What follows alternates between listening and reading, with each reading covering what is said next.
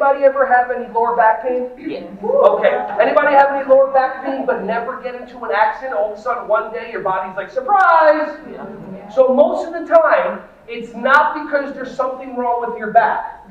I guarantee you it's one of two things. You either haven't stretched out, it's either your hamstrings that are too tight or your gluteus maximus Kardashianus that has not been stretched out enough. Okay? So what we're going to do is we're going to stretch out our hamstrings first, and then we're going to do some booty stretches. All right, cool. So ready? First of all, we're going to peck for some legs and seeds like a bunch of chickens. So remember, you work with early childhood kids, so I feel, in my opinion only, that you should know how to do animal noises.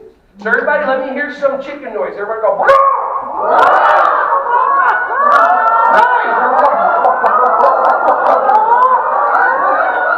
I'm impressed. Usually it takes people a little while. Awesome. So let's peck for some seeds like a bunch of chickens. All I'm asking you is go slow. Okay? You can go as little as much as you want. You're just going to go like this. You're going to go peck, peck, peck, peck. Just like that. Slow. Peck, peck, peck, peck. Are we bending our knees or keeping them If straight?